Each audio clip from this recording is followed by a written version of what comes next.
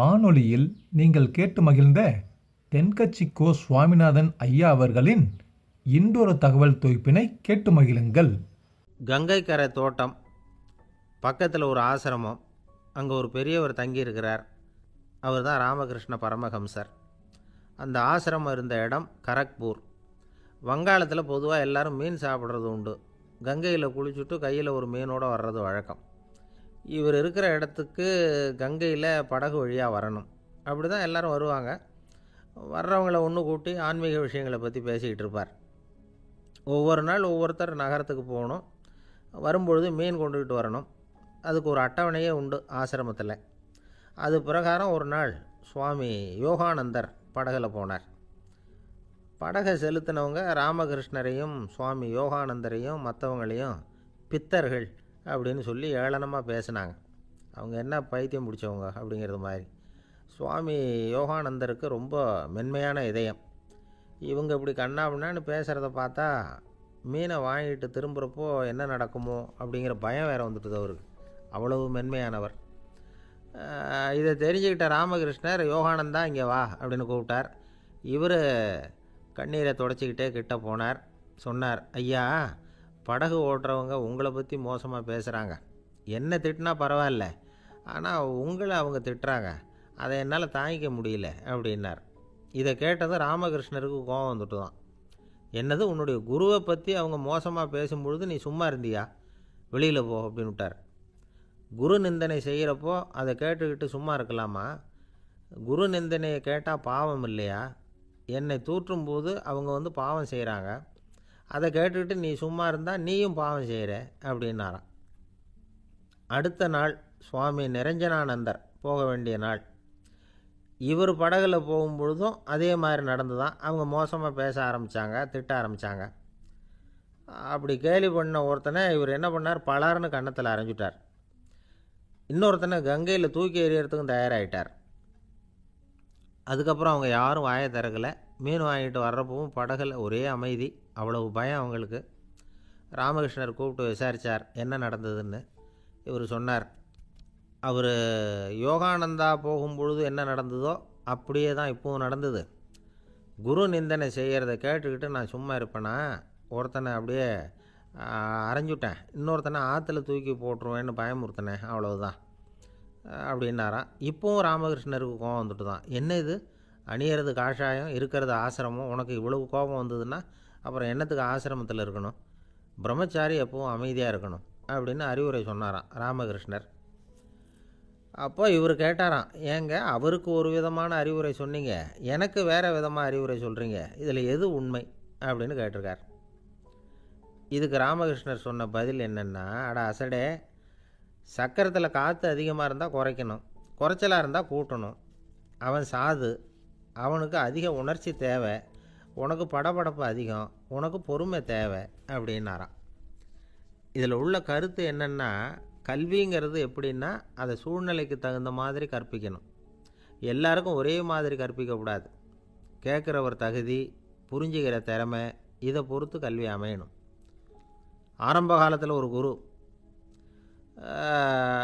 அப்போ ஒரு சீடன் இருந்தான். அது வேடிக்கையான குரு, வேடிக்கையான சீடன். ஒரு ஆசிரமம். ஒரு நாள் ஒருத்தன் அவசரமாக அந்த குருவை தேடி வந்திருக்கிறான். என்ன விஷயம்னு விசாரித்தார் குரு. உங்கள் சீடர் என்னை அடிச்சுட்டார் அப்படின்னு புகார் பண்ணானான் அந்த ஆள். குரு சீடனை கூப்பிட்டார். அடிச்சியா இந்த ஆளை அப்படின்னு கேட்டாரான். ஆமான் இருக்கான் சீடன். ஏன் அடித்தே அப்படின்னு கேட்டாரான்.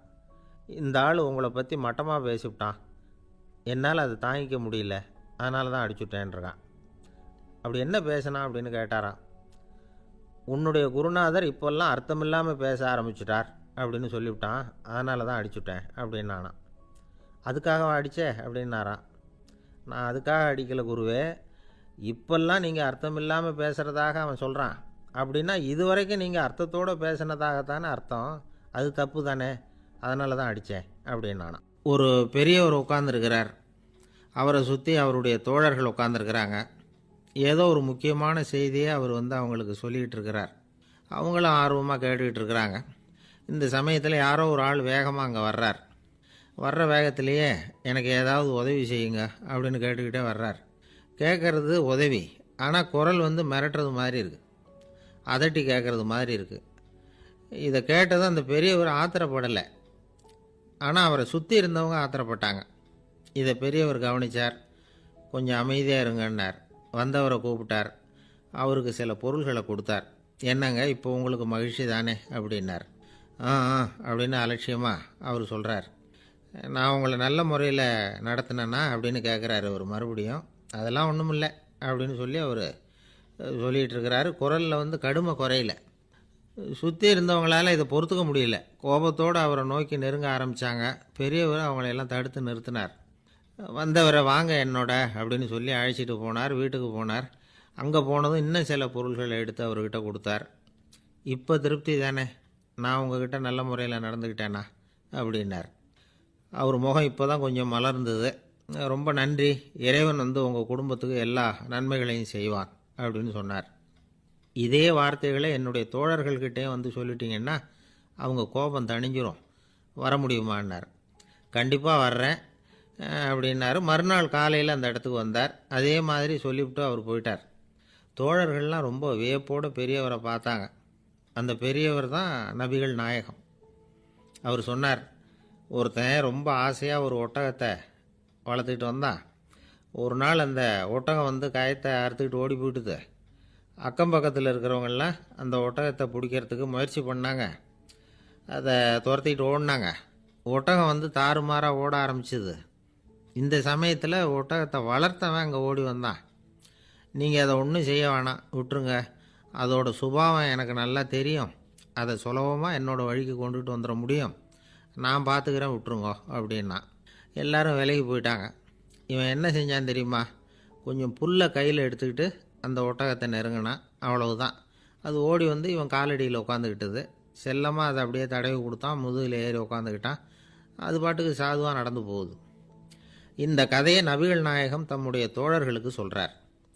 ஒட்டகத்தை மட்டும் இல்லை, சில மனிதர்களையும் கூட சில விதத்தில் அணுகி தான் அவர்களை வந்து சீர்திருத்த வேண்டியிருக்குது அப்படிங்கிறத அவங்களுக்கு உணர்த்தினார்.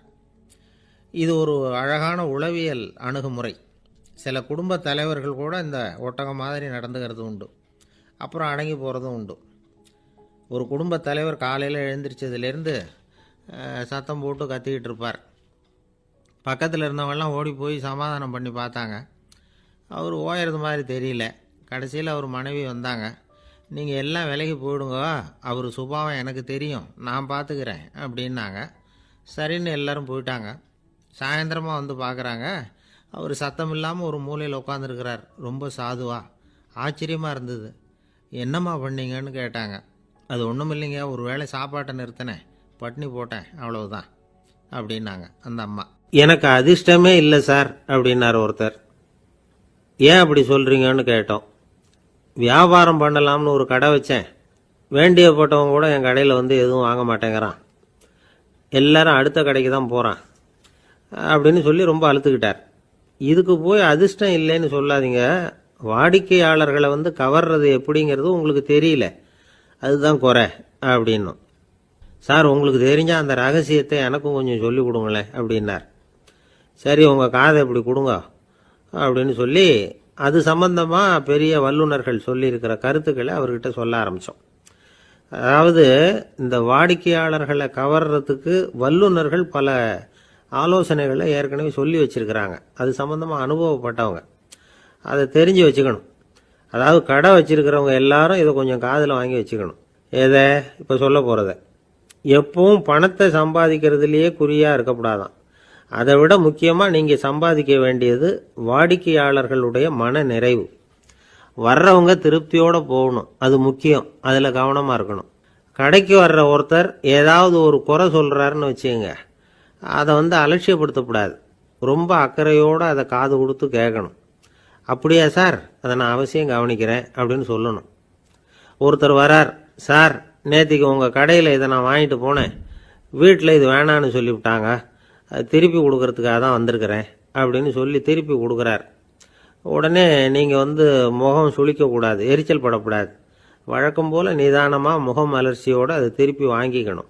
இவ்வளவு ரூபாய்க்கு சாமான் வாங்கினா இந்த ஸ்பூன் அன்பளிப்பு, இப்படி ஏதாவது கொடுக்கலாம். பண்டிகை காலங்கள்லேயும் பொருள்கள் வாங்குறவங்களுக்கு இப்படி ஏதாவது பொருத்தமாக ஒரு அன்பளிப்பு கொடுக்கலாம். நீங்கள் கொடுக்கறது ஒரு சர்வசாதாரணமான பொருளாக இருந்தால் கூட அது வாங்குற ஒரு மனசில் ஒரு மகிழ்ச்சியை ஏற்படுத்தும். எதுவும் உங்களால் கொடுக்க முடியலன்னா உங்கள் முகம் நிறைஞ்ச சிரிப்பையாவது கொடுங்க, அது போதும். உங்கள் கடையில் இல்லாத ஒரு பொருளை வாடிக்கையாளர் வந்து கேட்குறார், உடனே இல்லைன்னு முகத்தில் அடித்தது மாதிரி சொல்லிடக்கூடாது.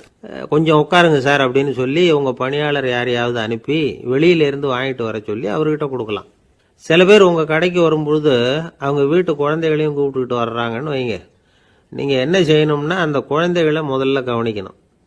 அது கன்னத்தை கிள்ளணும், அதுக்கிட்ட விளையாடணும், அதுக்கு ஏதாவது மிட்டாய் பிஸ்கட் எதையாவது கொடுத்து அது கவனத்தை கவரணும். அதுக்கப்புறம் பெரியவங்களை கவனிக்கலாம்.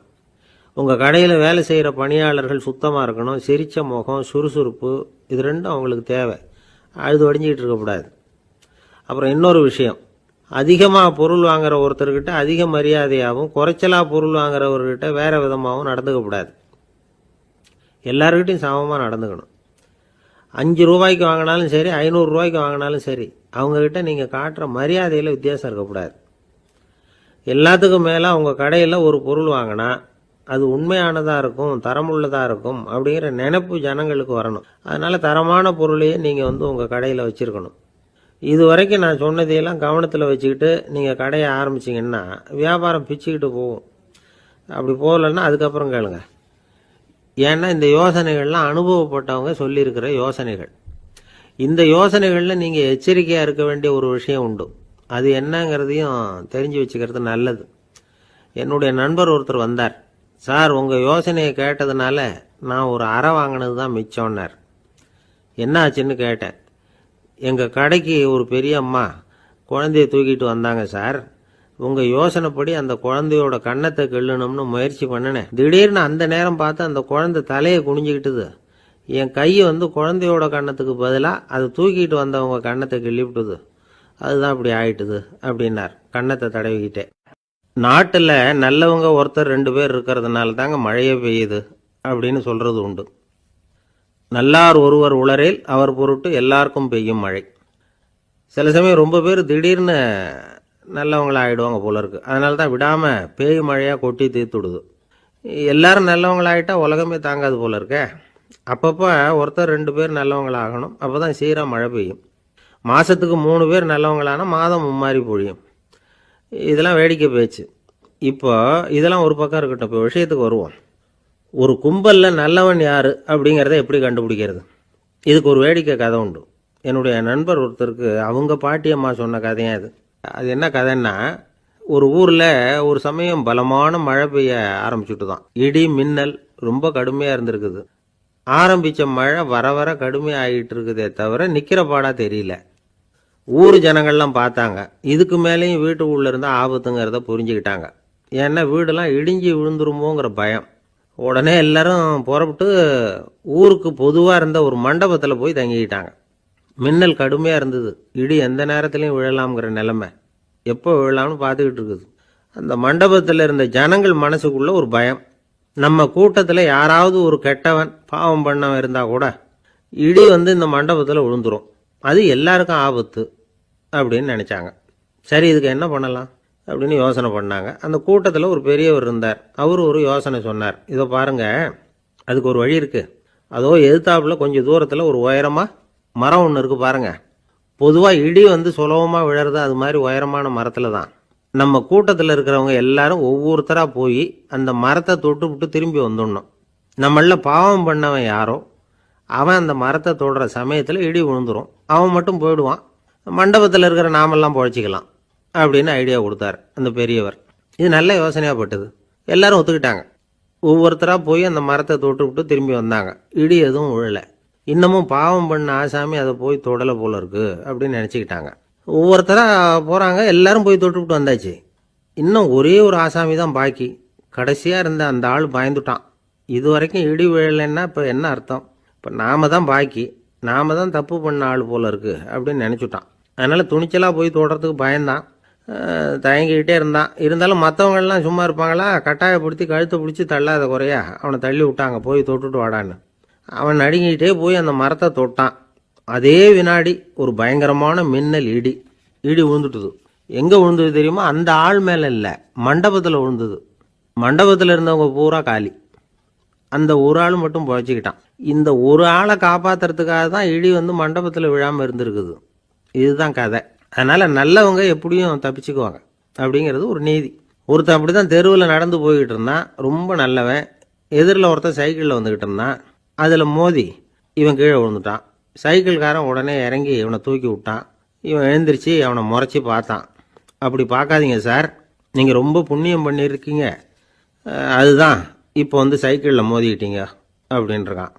என்ன அப்படி சொல்கிறேன் நான்? இவன் 10 நிமிஷத்துக்கு முன்னாடி நான் லாரி ஓட்டிகிட்டு வந்தேன், அப்போ நீங்கள் எதிரில் வந்திருந்தீங்கன்னா என்ன ஆயிருக்கும் அப்படின்னானா அவன். ஒரு நாள் ஒரு 10-15 பள்ளிக்கூடத்து பிள்ளைங்க தேடிட்டு வந்தாங்க. உங்களை பார்த்துட்டு தான் போகணும், அதுக்காக தான் வந்திருக்கோம்னாங்க. என்ன விஷயம்னு கேட்டோம்.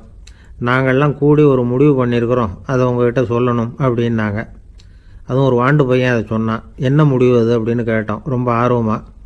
அதை இப்போ சொல்ல மாட்டோம், எங்களுக்கு பிடிக்கிற மாதிரி ஏதாவது ஒரு தகவல் சொன்னால் அதுக்கப்புறம் நாங்கள் அதை சொல்கிறோம் அப்படின்னா அந்த வாண்டு பையன். சரி, சின்ன பையன்கிட்ட இன்றைக்கி வசமாக மாட்டிக்கிட்டோம் அப்படின்னு நினச்சிக்கிட்டு அவங்களுக்கு தகுந்த மாதிரி ஒரு கதை சொல்ல ஆரம்பித்தோம்.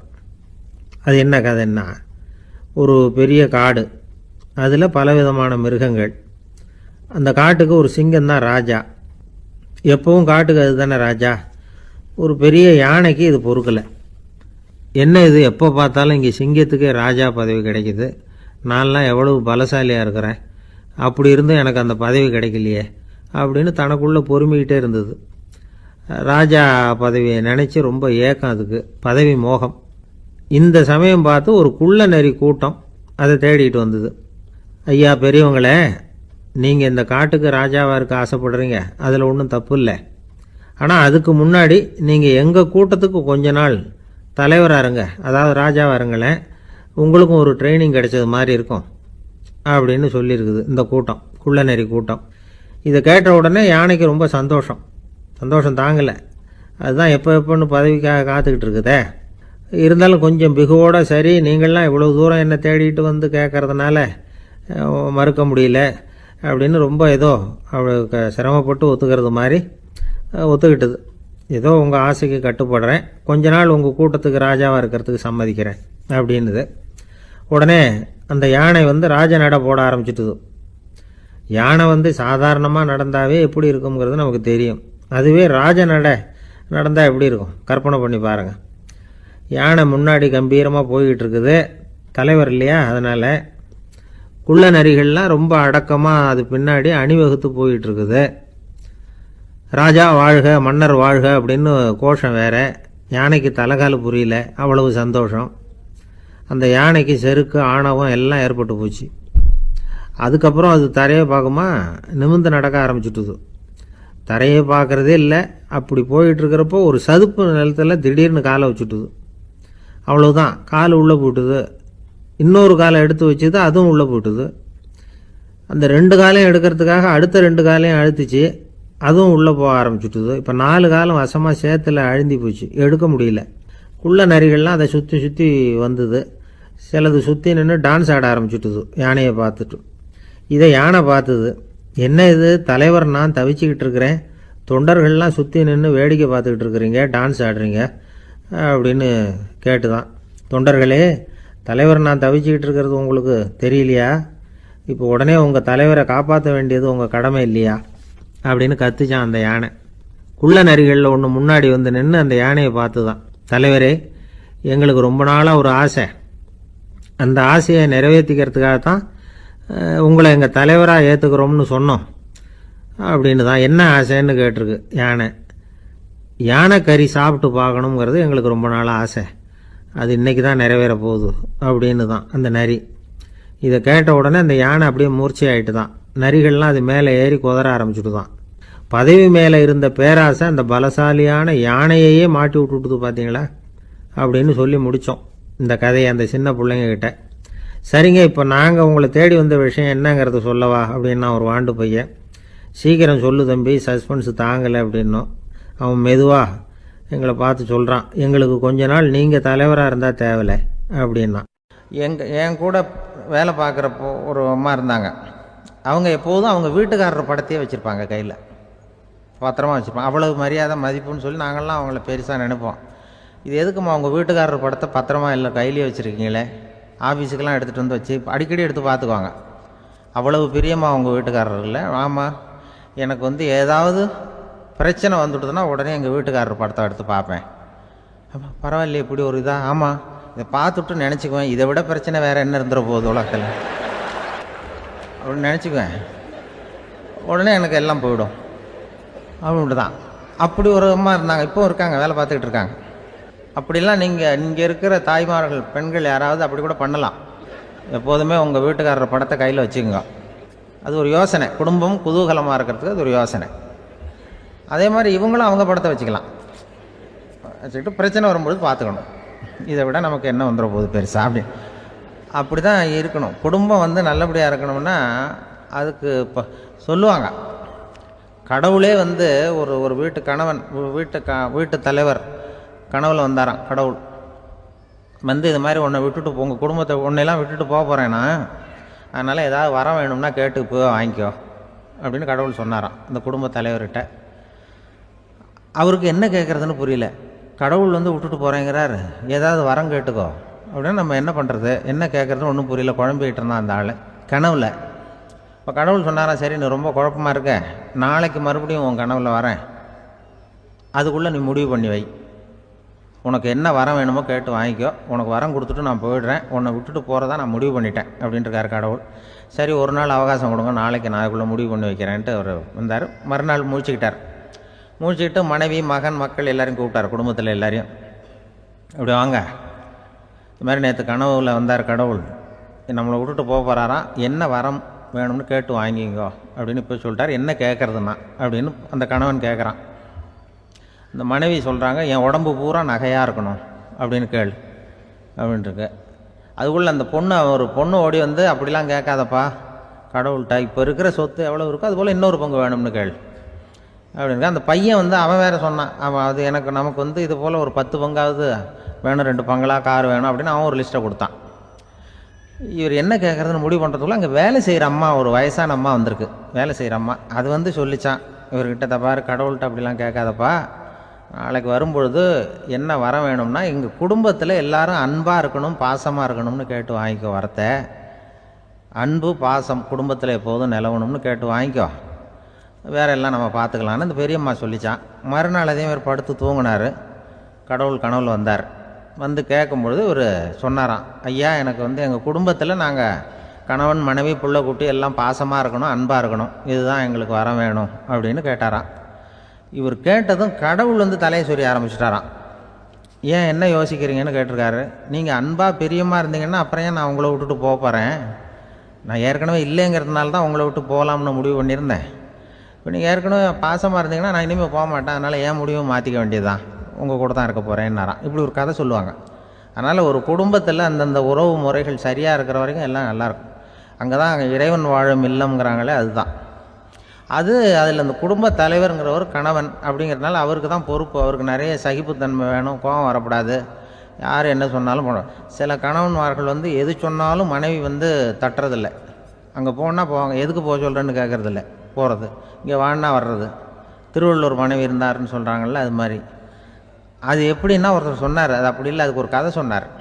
ஹிட்லர் வந்து வந்தாராம் ஒரு தடவை, ஒரு பெரிய கப்பல் மேலே, கப்பலுடைய மேல் தளத்தில் ஹிட்லர் வந்துக்கிட்டு இருக்கார்.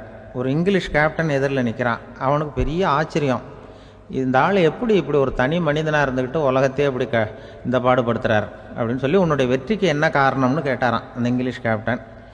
இப்போ ஹிட்லர் சொன்னாராம், என்னுடைய வெற்றிக்கு காரணம் என்கிட்ட வேலை செய்கிற ஊழியர்கள், நான் கிழிச்ச கோட்டை தாண்ட மாட்டாங்க, நான் என்ன சொல்கிறேனோ அதை உடனே செய்வாங்க, ஏன் எதுக்குன்னு எதிர்த்து பேச மாட்டாங்க, அதுதான் என்னுடைய வெற்றிக்கு காரணம் அப்படின்னு சொல்லி அதை நிரூபித்து காட்டுறோம் பார் அப்படின்னு சொல்லி கையை தட்டினாராம் ஹிட்லர். உடனே ஒரு சிப்பாய் எங்கேருந்து வந்து லெஃப்ட் ரைட்னு போட்டு வந்து சல்யூட் பண்ணி நின்னான். உடனே ஹிட்லர் சொன்னார், நீ அப்படியே இந்த கப்பல் மேல் தளத்துலேருந்து அப்படி கடலில் விழுந்து செத்து போடா அப்படின்னு பொத்துன்னு குதிச்சுட்டான். எதுக்கு சொல்கிறேன் என்ன இதில், உடனே குதிச்சு செத்து போட்டான். இவருக்கு பெரிய ஆச்சரியம் கேப்டனுக்கு. ஹிட்லர் சொன்னார், இதுதான் என்னுடைய வெற்றிக்கு காரணம், தப்பார் இன்னொருத்தனை கூப்பிட்றேன் அப்படின்னு தட்டினா, இந்த பக்கத்துலேருந்து ஒருத்தன் வந்தான், லெஃப்ட் ரைட்னு வந்து நின்னா, நீ இப்படி குதிச்சு செத்து போடா அப்படின்னு பொத்துன்னு குதிச்சுட்டான். எதுக்கு போக சொல்கிறீங்கன்னு ஒன்றுமே கேட்கல, குதினா உடனே குதிச்சுட்டான். அப்போ ஹிட்லர் சொன்னார், இதே மாதிரி என்னுடைய ஒவ்வொரு ஊழியர்களும் இருக்கிறாங்க, நானும் ஊழியர்களை இழக்கிறதுக்கு தயாராக இல்லை, தயாராக இருப்பேன் எப்போதும். தப்பார் இன்னொருத்தர் தட்டுறேன்னு இன்னொருத்தர் வந்தார். எதிர்த்தாவில் இருந்து ஒருத்தன் லெஃப்ட் ரைட் சல்யூட் அடித்தான். நீயும் குதிச்சு செத்து போடான்ருக்கார் ஹிட்லர். இவனால் பொறுக்க முடியல, இந்த இங்கிலீஷ் கேப்டன் அனாவசியமாக ஒவ்வொருத்தனாக குதிச்சுட்றானேன்னு சொல்லி ஓடி போய் அவனை குதிச்சிட்டான். குதிக்கிறதுக்கு முன்னாடி பிடிச்சி தனியாக எடுத்துகிட்டு போயிட்டான். தனியாக எடுத்துகிட்டு போய் அந்த சிப்பாய்கிட்ட கேட்டாரான் அந்த இங்கிலீஷ் கேப்டன், ஏன்ப்பா அந்த ஆள் குதிக்க சொல்கிறான்னா நீ ஏன் எதுக்குன்னு கேட்குறது இல்லையா, உடனே குதித்து செத்து போகிறீங்களே, இதெல்லாம் என்ன அநியாயம் அப்படின்ட்டுருக்கான் அந்த இங்கிலீஷ் கேப்டன் கையை பிடிச்சிக்கிட்டு. உடனே அந்த சிப்பாய்க்கு கோவம் வந்துட்டு தான், உடையா கையை, இவன்ட்ட வேலை பார்க்குறத விட உழுந்து செத்து போகலான்னு நான் குதிக்கிறான், என்ன அனாவசியமாக எதுக்கே இருக்க சொல்கிறேன் அப்படின்னு சொல்லி குதிச்சுட்டானா. அதனால் இந்த உடனே சொல்கிறத செய்கிறாங்க பாருங்கள், அவங்கள நம்பக்கூடாது. கணவன்மார்களுக்கு ஒரு எச்சரிக்கை, சொல்கிறத உடனே செஞ்சுருவாங்க மனைவி, நீ அங்கே போனால் போங்க வரணும் அது ஹிட்லர் மாதிரி நினைக்கிறாங்கன்னு அர்த்தம். இதுகிட்ட பேசிக்கிட்டு இருக்கிறத விட சொல்கிறத செஞ்சுட்டு போடுவோமே, அப்படி சமாளிக்கிற கணவன்மார்கள் உண்டு. குடும்பத்தில் அப்படிலாம் இருந்து சமாளிக்கிறாங்க. குடும்பத்தில் ஒருத்தர் அனுசரிப்பு தன்மைங்கிறது ரொம்ப அவசியம். கணவன் மனைவின்னா அனுசரித்து போகணும்னு சொல்லுவாங்க. அதாவது ஒரு கணவன் அதுக்காக தான் அந்த காலத்துலலாம் ஒரு வீட்டுக்கு மாப்பிள்ளை தேடுறதுங்கிறது ஒரு பெரிய குடும்பத்தை நிர்வகிக்கிற அளவுக்கு ஒரு கணவனாக வரக்கூடிய எப்படி இருக்கணும் அப்படின்னா, அந்த காலத்தில் புலி வேட்டைக்கு போகணும். ஒரு பொண்ணுக்கு மாப்பிள்ளை தேடுறதுன்னா நம்ம தமிழ் பழக்கம் என்னென்னா, காட்டுக்கு போய் ஒரு புலியை வேட்டையாடிட்டு வரணும். அந்த புலி பல்லு அல்லது நகத்தை கொண்டுட்டு வரணும் அந்த இளைஞன். அதை வீட்டில் கொடுப்பான். அதை தான் கட்டி அதை இதாக கட்டுவாங்க, மாலையாக போடுவாங்க, தாலியாக கட்டுவாங்க. அதாவது வீரம் இருக்கா பையனுக்குன்னு பார்ப்பாங்க. ஒரு பொண்ணு வேணும்னா நீ முதல்ல வீட்டுக்கு பொண்ணு கேட்க போகக்கூடாது, காட்டுக்கு போகணும், போய் புளியை கொண்டு வா, அதுக்கப்புறம் தான் உனக்கு பொண்ணு அப்படின்னு சொல்லுவாங்க. இப்போலாம் ஏன் போகிறது இல்லைன்னா, இப்போலாம் ஒருத்தனை காட்டுக்கு போய் புலிப்பல் கொண்டு வான்னா புலி தான் மாப்பிள்ளையாக வரும். அதனால தான் இப்போ போகிறதில்ல யாரும் காட்டுக்கு. அப்போ பெண்களும் ரொம்ப வீரமாக இருந்தாங்க. பெண்கள் மூலம் அந்த காலத்தில் எப்படின்னா, முறத்தாலேயே புலியை துரத்துவாங்களாம். நம்ம பழைய பாட்டிலெல்லாம் பார்த்துருப்பீங்க, முறத்தால் புலியை விரட்டினாங்கன்னு வரும் பழைய பாட்டு. அந்த அளவுக்கு பெண்களுக்கு வீரம். இப்போ கல்யாணம் ஆகி இந்த காலத்தில் ஒரு கணவனை விரட்டிட்டு வந்தாங்களாம் முறத்தை எடுத்துக்கிட்டு. ஒரு மனைவி அவன் பயந்துட்டு வெளில ஓடி வரான், பின்னாடி முறத்தை எடுத்துகிட்டு அந்த அம்மா ஓடி வருது. இவனை தனியாக பிடிச்சி கொண்டு போய், என்னப்பா இந்த மனைவிட்டு இப்படி பயந்து ஓடி வரையே, முறத்தால் துரத்துறா இப்படி வரையே அப்படின்னு தான் அவன் அப்படியே தடுமாறிக்கிட்டு, அதெல்லாம் ஒன்றும் இல்லை, அவன் என்ன புலியாக நினைக்கிறா அப்படின்னு ஒரு பெருமையாக சொல்லிட்டானா. அந்த காலத்தில் புலியை தான் முறத்தால் விரட்டினாங்க, இப்போ புருஷனை விரட்டுறாங்க அப்படின்னு சொல்லி. அப்படி அந்த காலத்தில் கணவனுக்கு ஒரு குடும்பத்தை நிர்வகிக்கிற திறமை இருக்கா, உடல் வலிமை தான் முக்கியம். இப்போ கூட மதுரை பக்கத்தில் ஐயாவுக்கு தெரியும், அந்த இளவட்டக்கல்லுன்னு ஒரு ஊர். இப்போ ஊர் எல்லையில் கிடக்கும். ஊர் எல்லையில் ஒரு பெரிய கல் கிடக்கும். அந்த ஊருக்கு பொண்ணு கேட்க போகிறவங்க அந்த கல்லை தலைக்கு மேலே தூக்கி காட்டணும், அப்படியே தூக்கி தலைக்கு மேலே வசதி கீழே போடணும். அந்த வலு இருந்தால் தான் நீங்கள் அந்த ஊருக்குள்ளேயே போகலாம், பொண்ணு கேட்குறதுக்கு போகலாம், இல்லைன்னா நீ திரும்பி போக வேண்டியதான். அந்த வலிமை இருக்கா மாப்பிள்ளைன்னு பார்க்குறாங்க. இளவட்டக்கல்லுன்னு பேர். அப்போ என்ன பண்ணாங்கன்னா, ஒரு 1000 வருஷத்துக்கு முன்னாடி அந்த கல்லை தலைக்கு மேலே தூக்கி கீழே போடுவாங்களாம். ஒரு 500 வருஷத்துக்கு முன்னாடி அப்படி கொஞ்சம் தூரம் இடுப்பு அளவுக்கு தூக்கி கீழே போட்டுக்கிட்டு இருந்துருக்குறாங்க. அதுக்கப்புறம் ஒரு 100 வருஷத்துக்கு முன்னாடியெல்லாம் அப்படி முழங்கால் அளவுக்கு அப்படி தூக்கி போட்டால் போகிறோம்னு வச்சுருந்தாங்களாம். இப்போ நான் அந்த ஊருக்கு என் கூட பழனிசாமின்னு ஒருத்தர் இருக்கார். அவர் போய், உனக்கு எப்படிப்பா இந்த ஊரில் கல்யாணம் ஆச்சு அப்படின்னா, இப்போலாம் நாங்கள் தொட்டு கும்பிட்டா போகிறோம், அதை அசைக்கிறது கூட இல்லை. அப்படி ஆகிட்டுது. ஒரு குடும்பத்தை கணவனாக வரப்போகிறவனுக்கான தகுதி அந்த காலத்தில் அப்படி இருந்து தான். அப்படி கணவன் தேர்ந்தெடுக்கிறது, குடும்ப தலைவனை தேர்ந்தெடுக்கிறது ஒரு பெரிய காரியம். ஒரு பெரிய செல்வந்தர் போட்டி வச்சாராம், ஒரு நீச்சல் குளம், அதில் யார் வேணாலும் குதித்து அந்த பக்கம் போய் கரையேறலாம். அந்த நீச்சல் குளத்தில் விஷப்பாம்புலாம் கிடக்கு. யார் துணிஞ்சி அந்த விஷப்பாம்பு இருக்கிற குளத்தில் குதித்து அந்த பக்கம் போய் கரையேறானோ அவனுக்கு ஒரு 100 ஏக்கர் நிலம் கொடுப்பேன், அது வேண்டான்னா ஒரு 1000 ஆடு கொடுப்பேன், அதுவும் வேண்டான்னா என் பொண்ணை கொடுப்பேன் அப்படின்னு போட்டி வச்சார். அதான் மாப்பிள்ளையை தேர்ந்தெடுக்கிறதுக்கு அவர் ஒரு வழி, நீச்சல் குளத்தில் குதித்து கரையேறணும். இப்போ அந்த ஊரில் இருக்கிற இளைஞர்கள்லாம் பார்க்குறாங்க அந்த குளத்தில் குதிக்கணும்னு. ஆனால் குளத்தில் வெறும் விஷப்பாம்புலாம் கிடக்கு. இது என்ன பண்ணுறதுன்னு பார்த்தா யாருமே குதிக்கிறதுக்கு தைரியம் வரல. திடீர்னு ஒருத்தன் துணிஞ்சு குதித்தான், படபடன்னு அடிச்சுட்டு போய் அந்த பக்கம் கரையேறிட்டான். கரையேறின உடனே பரவாயில்லையே ஒரு ஆள் வந்துட்டான்னு சொல்லி அவனை அந்த இளைஞனை போய் பிடிச்சிட்டு வந்தாங்க. அந்த பெரியவர் கேட்டார், ஏப்பா இவ்வளவு பெரிய விஷப்பாம்பெல்லாம் கிடக்கிற நீச்சல் குளத்தில் நீ துணிஞ்சு குதித்து கரையேறி இருக்கிற, உனக்கு என்ன 1000 ஏக்கர் நிலம் கொடுத்துறவா, 100 ஏக்கர் நிலம் கொடுக்கவா சொல்கிறப்படி அப்படின்னா வேண்டாம் சார்ன்றான். ஓஹோ அப்படின்னா ஒரு 1000 ஆடு வேணுமா உனக்கு அப்படின்னா அதுவும் வேண்டாம் சார். ஓ அப்படின்னா என் பொண்ணு வேணுமா அப்படின்னா அதுவும் வேண்டாம் சாருங்கிறான். அப்புறம் எதுக்குடா குதிச்சுன்ட்டு என்ன உனக்கு என்ன தான் வேணும் அப்படின்னு கேட்டிருக்கார். என்னை எவன் பிடிச்சி தள்ளி விட்டவன்னு தெரியணும் அப்படின்ட்டுருக்கான். அதுக்காக அவன் பார்த்துருக்கான். அப்படி இருந்தால் தான் துணிச்சல் வரும் இந்த காலத்தில். எதுக்கு இவ்வளவு சங்கடம்லாம் வச்சாங்கன்னா, ஒரு குடும்பத்துக்கு தலைவராக வர வேண்டிய ஒரு ஆள், கணவனாக இருக்க வேண்டியவனுக்கு துணிச்சல் இருக்கா, தைரியம் இருக்கா அப்படிங்கிறது பார்க்கறதுக்காக இப்படிப்பட்ட தேர்வு முறைகள்லாம் வச்சுருந்தாங்க அந்த காலத்துலலாம். இப்போலாம் கல்யாணம் பண்ணுறது ஆளுக்கு நேரில் பார்க்காமலே கூட கல்யாணம் நடக்குது இன்டர்நெட்டில். இப்போ சர்டிஃபிகேட் கேட்குறாங்க, நோய் நொடி இல்லாமல் இருக்காரா பார், காட்டுக்கெலாம் போக வேண்டாம், நேராக ஆஸ்பத்திரிக்கு போய் ஒரு சர்டிஃபிகேட் வாங்கிட்டு வா, உனக்கு ஒன்றும் வியாதி இல்லைன்னு ப்ரூவ் பண்ணு, அதுக்கப்புறம் பார்த்துக்கலாம், மற்றதை பேசுவோம் அப்படின்னு சொல்லி அப்படி இருக்குது நிலைமை. அதனால் குடும்பத்தில் வந்து அந்த கணவனாக இருக்கிற வேண்டியவனுக்கு பொறுப்பு அதிகம். ஏன்னா எல்லாத்தையும் அனுசரித்து போக வேண்டியதாக வந்தான். அப்படி தான் இருக்குது.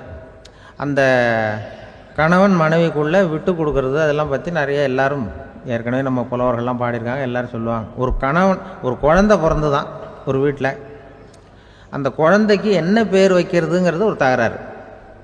இந்த குழந்தைக்கு என்ன பேர் வைக்கிறதுங்கிறதுல தகராறு வந்துடுது. யார்? கணவனுக்கும் மனைவிக்கும். அவன் என்ன சொல்கிறான், எங்கள் அப்பா பேரை தான் வைக்கணுங்கிறான் அவன். இந்த அம்மா என்ன சொல்லுது, இல்லை எங்கள் அப்பா பேரை தான் வைக்கணும் அப்படிங்குது. காலையிலேருந்து சண்டை, தகராறு.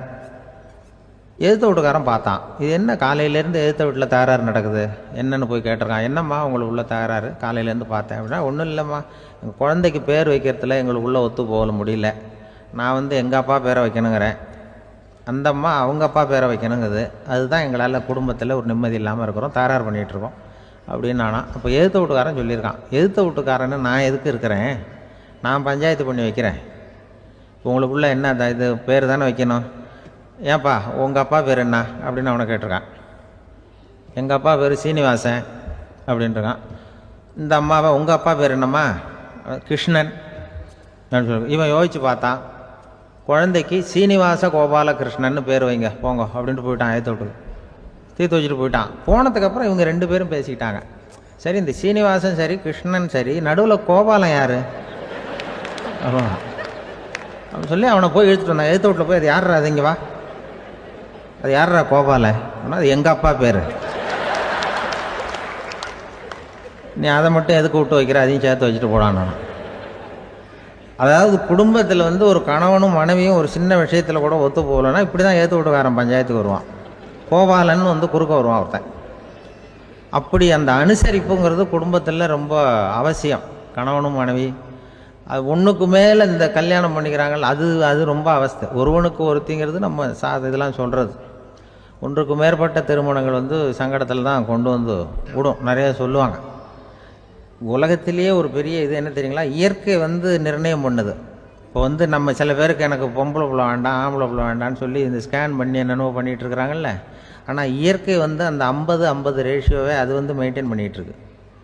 இந்த உலகத்தில் ஒரு அதிசயமான உண்மை என்னென்னா, 116 ஆம்பளை பிள்ளை பிறந்தா 100 பொம்பளை பிள்ளை பிறகுதான். உலக அளவில் 116 ஆம்பளை பிள்ளை பிறந்தா 100 பொம்பளை பிள்ளை பிறகுது. இது எதுக்கு 16 அதிகமாக பிறக்குதுன்னா, அந்த வாலிப வயசை அடையிறதுக்குள்ளே 16 செத்து போகுது. 16 அங்கங்கே ஓடுறது, கொஞ்சம் முரட்டுத்தனமாக போகிறதுனால செத்து போகுது. அந்த 50-50 இந்த ஒருத்தருக்கு ஒருத்தங்கிற ரேஷியோவை இயற்கை வந்து மெயின்டைன் பண்ணிகிட்டு இருக்கு. அது ஒரு பெரிய அதிசயம். அதை விட பெரிய அதிசயம் என்னென்னா, இந்த உலக யுத்தம் நடந்ததில்ல, முதல் உலக யுத்தம், 2வது யுத்தம், அப்போ பார்த்துருக்குறாங்க, கணக்கு எடுத்துருக்குறாங்க. அந்த யுத்தம் முடிஞ்ச பிறகு 116 ஆம்பளை பிள்ளைக்கு பதிலாக 160 170 பிறக்க ஆரம்பிச்சு தான். 100 பெண் குழந்தைக்கு 170 180 ஆண் குழந்தை. இது எதுக்குன்னா, அந்த போரில் செத்து போகுதில்ல ஆம்பளை பிள்ளைகள், அதை ஈடுகட்டுறதுக்காக அதிகமாக பிறக்க ஆரம்பிச்சிருக்கு. அந்த அளவுக்கு வந்து இயற்கை வந்து ஒரு பெரிய ரேஷியோவை மெயின்டைன் பண்ணுது. அதாவது ஒருவனுக்கு ஒருத்திங்கிறத அது சொல்லிகிட்டு இருக்கு. புறாவெல்லாம் வளர்த்திங்கன்னா, நான் கூட புறா வளர்த்துருக்குறேன் ஊரில். புறா வளர்த்திங்கன்னா ஒரு தடவைக்கு 2 முட்டை தான் விடும் ஒரு வீட்டுக்கு. அந்த 2 முட்டையும் குஞ்சு பறிச்சுன்னா அதில் ஒன்று வந்து ஆணாக இருக்கும், ஒன்று பொண்ணாக இருக்கும். அது எந்த முட்டை ஆண் எந்த முட்டை பெண்ணுங்கிறத இயற்கை நிர்ணயம் பண்ணுது. அதை வந்து நம்ம மாற்றவே முடியாது. 2ஐயும் அந்த பெண்ணாவோ 2ஐயும் ஆணாவோ மாற்ற முடியாது நம்ம.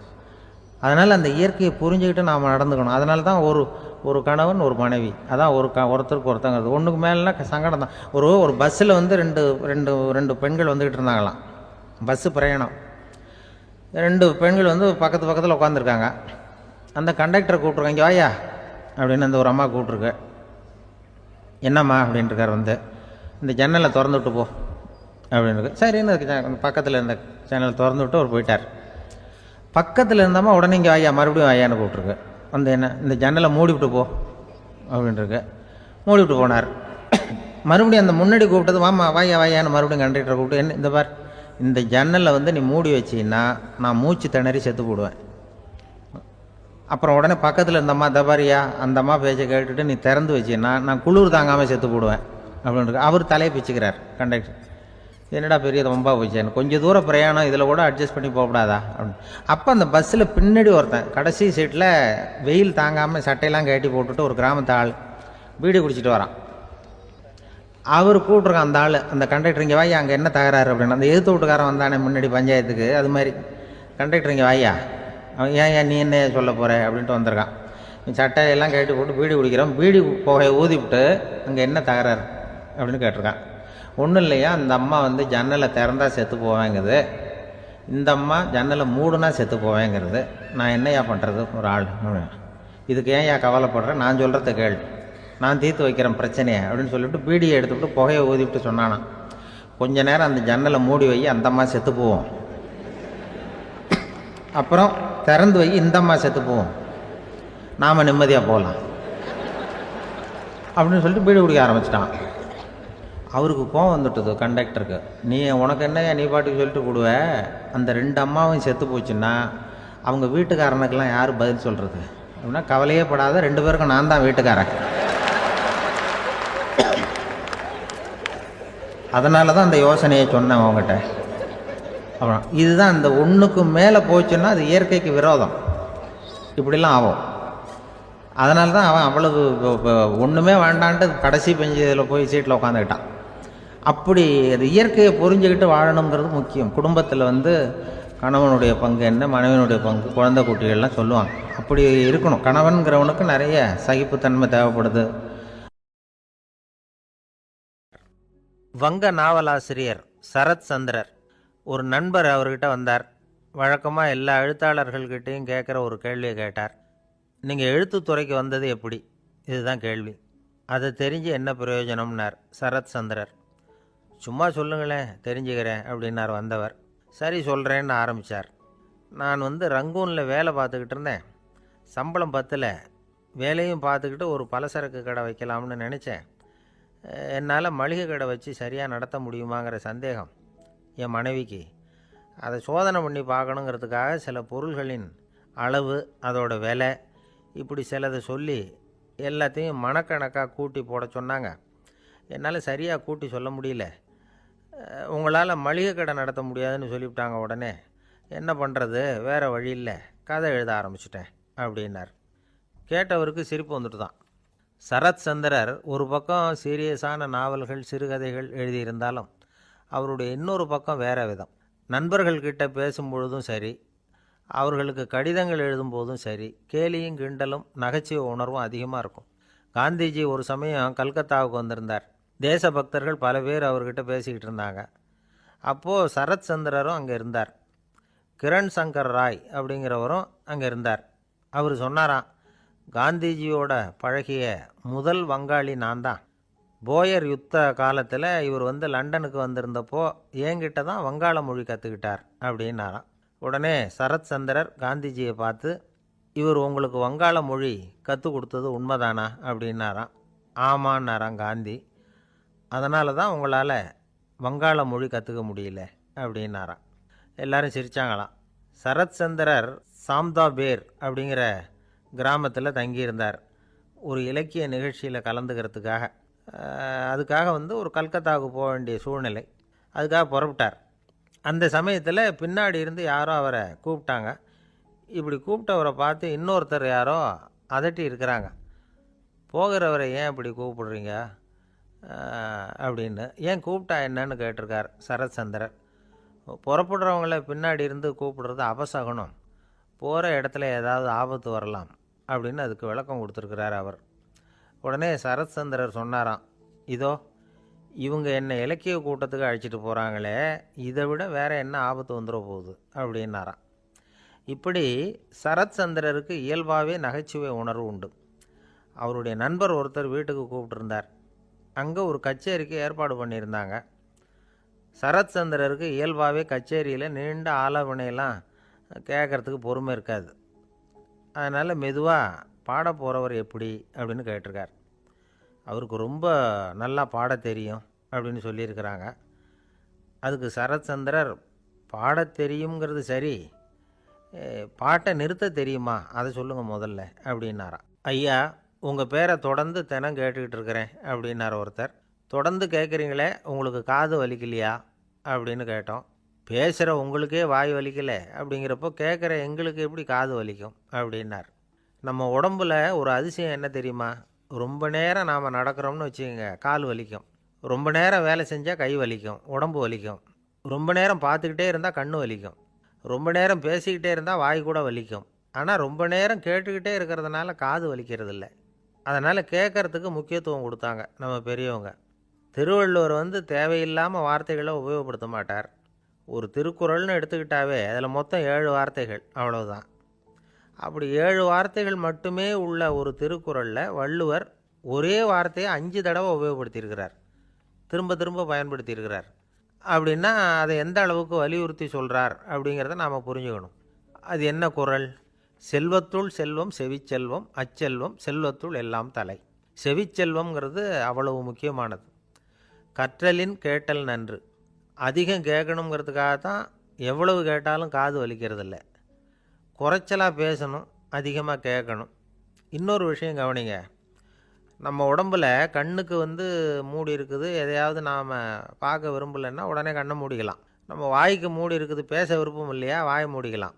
மூக்குக்கு கூட மூடிக்கிற வசதி இருக்குது, எதையாவது முகர விருப்பம் இல்லையா, மூச்சை அடக்கிக்கலாம்.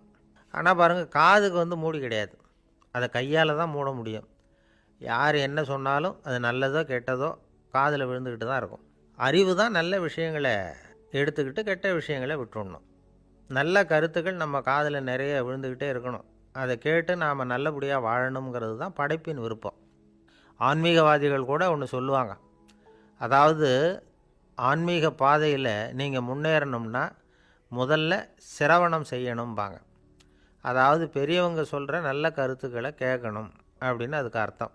அதனால் யார் நல்ல கருத்துக்களை சொன்னாலும் அதை காது கொடுத்து கேளுங்க. இவ்வளவு கருத்துக்களையும் நம்ம நேயர் ஒருத்தர்கிட்ட சொல்லிகிட்டு இருந்தோம். அவரும் சரி சரின்னு தலையாடிக்கிட்டே இருந்தார். அப்புறம் சொன்னார், நீங்கள் சொல்கிறது சரிதான் சார், காதுக்கு மூடி இல்லைங்கிறது ரொம்ப சரி. அதனால தான் உங்கள் தகவல் கூட நாங்கள் விரும்புகிறோமோ இல்லையோ தினம் காதில் விழுந்துக்கிட்டு இருக்குது அப்படின்னார். எங்களுக்கு ரொம்ப பெருமையாக இருந்தது. அப்படியா அப்படின்னோம். ஆனாலும் என்ன மாதிரி சில பேர் நீங்கள் தகவல் சொல்கிற சமயத்தில் காதில் மூடி இல்லையேன்னு சொல்லி கவலைப்படுறதில்ல சார் அப்படின்னார். ஏன்னு கேட்டோம். காதை மூடுறதுக்கு தானே வசதி இல்லை, ரேடியோவை மூடுறதுக்கு வசதி இருக்குதுல்ல, அதனால் டக்குன்னு அதை மூடி வச்சுருவோம் அப்படின்னார்.